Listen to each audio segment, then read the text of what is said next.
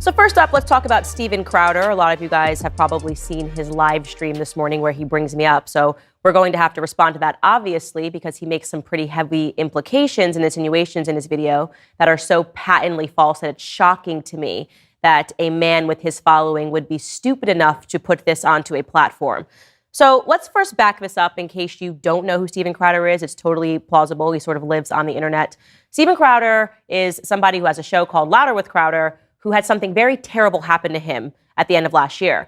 The Daily Wire came to him with a $50 million term sheet. He was offered $50 million. I know, horrible, terrible. He was so upset by this that he then decided to do a video in which he calls out essentially all of the Daily Wire hosts, myself included, for accepting slave-like contracts. These were the very heavy implications of that video, that his followers needed to stop Big Con, talking about how we are all existing and we're kowtowing. And of course, we responded forcefully to this because it's simply not true. The idea that I'm somehow in bed with big tech or that I'm dishonest in what I do simply because we didn't accept, I guess, his counteroffer to the $50 million contract is pointedly ridiculous.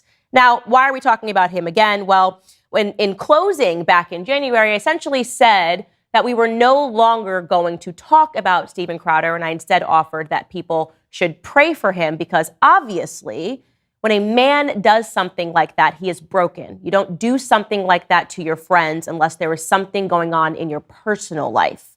Well, Steven Crowder announced this morning that he is going through a divorce, and I want to show you bits of that video. Take a listen. But needed to take a moment here to address some issues out there that are circulating. It's never fun. But, well, I guess let me be clear here. I have been living with a proverbial boot on my neck for going on years now. Since 2021, I've been living through what has increasingly been a horrendous divorce. Now, let me say on the outset, to be clear, there is no infidelity, any kind of physical abuse at all on either side. And no, this was not my choice. Okay, so in the open, you get it. Steven Crowder is a victim. Once again, he's always a martyr for his belief. He's always a victim. And this time, it's the proverbial boot on the neck. He's literally George Floyd. So the idea here is you need to feel really bad for Steven Crowder right away because he's got a boot on his neck. Let's see what else he said. So if you're familiar with the idea of extortion, then you know the feeling well. Now, some of these threats were so thinly veiled that I'm frankly surprised you didn't all guess immediately. Steven has a lot going on, I guess is the best way to say it. He has a lot going on, and that should be clear because people don't do stuff like this if there's not a lot going on in their lives. I would like to implore my audience and everybody that isn't paying attention to this situation not to condemn him, but to pray for him. Sometimes people need a prayer. Sometimes people need a scripture. You know, Steven purports to be a Christian. I am unsure at this moment if it is my place to say more than that. You know, maybe if I feel in further defense, some things should be said, or maybe if I feel that the public has a right to understand certain circumstances. Well, my children have a right to privacy. Now, some other issues have been, or I should say, inferences have been more pernicious behind the scenes with demands and threats to use this information that they believe would be so publicly embarrassing to me and my wife at a difficult time that it could be used, knowingly putting my children in harm's way. So to those self-styled Christians, conservatives, and allies, well, not in my book. Now, if you find yourself, I don't want to get into details, so this is going to likely be the only time I have to address this or want to address this. If you're asking yourself, hey, did X person or did Y person know? The answer is likely yes. So much that I want to say here. First and foremost, if you're a person that watches his show, how do you not see that he is so obviously acting and that he is a very bad actor? Do you feel bad for him when he says that? When he says, if you're familiar with the idea of extortion, well, if you are familiar with the idea of extortion, you should realize that that video that he just showed of me wasn't that. Nobody threatened him. Nobody made demands behind closed doors. His insinuation that I knew about his divorce before he decided to attack the Daily Wire is a pointed lie. Let me tell you what actually went on behind the scenes. Steven Crowder on election night was our friend. He was on the backstage with all of us, laughing, having a great time. He even sent me a retrospectively very flirty message thereafter on Instagram about how nice I looked on election night, even though I didn't respond to it. Thereafter, obviously, he attacked the Daily Wire. He decided to record his friend, Jeremy Boring, and to release the recording out of context to make it seem like Jeremy Boring knows that he's employing all of us like we're slaves, right? This is what Steven Crowder did. We had a right to respond forcefully to all of his claims. We all did that on our different platforms. And then I said to myself, just sitting there one day, why is he doing this? It's a very simple question and an obvious question that any person would ask. This is not normal behavior. It's very erratic to go from being friends with somebody, being with them on election night, laughing, having a great time, to suddenly wanting to ruin their entire company and launching Stop Big Con. It's bizarre behavior. I turned to my husband and I said, where's his wife in all of this? Isn't she so supposedly a Christian? I'm just thinking about the way that I talk about everything in my life with my husband. Every night I'm talking to him about what's going on at work. I thought to myself, where is Hilary Crowder in all of this? How did she not tell him not to do something this vicious and this disgusting? And then I said to my husband, I bet they're not even together. I logged on to Instagram and I found Hilary Crowder's Instagram account and I looked to see, and it turned out that she didn't follow Steven Crowder and that Steven Crowder didn't follow her.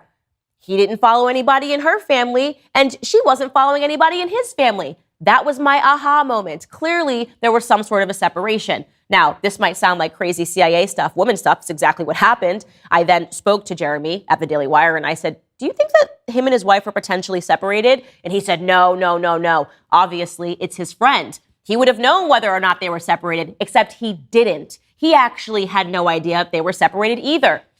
Finally, we decided in conclusion, Jeremy advised, that we just stay out of it, that this is actually not our business, but at least it actually felt good to learn that he was going through something privately because it assigned some reason for something that he did that was so horrific and so irrational to his friends. And finally, we said, okay, this is a broken man. This is what I was thinking. This is a broken man who is on some sort of a spiral. It is likely his divorce that led to this moment. He's acting erratic. He's acting panicked. And this at least gives us some sort of an excuse for why he behaved this way. That's it. That's the big scary story. I then went onto my platform and I said, pray for Steven Crowder, honestly, because that's what he needs. He needs a prayer. And apparently nobody's answering those prayers right now because he's still acting erratic. He's now upping the ante and suggesting that I extorted him. I will not take that lightly, okay? I am not Hilary Crowder. I am not anybody in his family. I am not going to take somebody going onto his platform and alleging that I either harassed, threatened, or did anything that would put his children at risk. That is very serious stuff that he is saying. And so what I did this morning after this clip was sent to me is I contacted a defamation lawyer and I am sending Steven Crowder a cease and desist. And I'm going to demand a full-throated retraction to the idea that Candace Owens threatened him or extorted him. And not that I simply did a little math. 1 + 1 = 2. A crazy man doing these sorts of things to his friends obviously means that something is going on personally. Honestly, this time, I'm not even going to suggest that anybody should pray for him. I am so deeply troubled by the idea that he is trying to insert me into this narrative pertaining to his divorce. I'm frankly angry about this. So I'm going to hope that he does the right thing, okay? That he does another one of his live feeds on the exact same platform and via the exact same medium and offers me an apology and takes back every single word that he says. And, by the way, if you think that that's bad, here's how he decided to end this clip pertaining to his divorce. It's pretty simple. I loved a woman so much that I married her. A woman who, despite all of this, I still love as the mother of my children. And she wanted something else for her life. That's not my choice. She simply wanted out, and the law says that that's how it works. Now, of course, look, I get it. There are multiple sides to every story, but one thing that is undeniable in this case is that it's no one's fault but my own in that I picked wrong. I picked wrong. Wow. How kind, how loving. You really must have loved this woman, Steven Crowder. Again, I don't know who's buying your act anymore. I certainly haven't bought it from the very beginning. It's very obvious to me exactly what you are. You come across to me as a very dishonest individual. It seems to me, Steven, that you really, for whatever reason, want to insert me into this narrative. Like there is just something about me that you are hyper-focused on.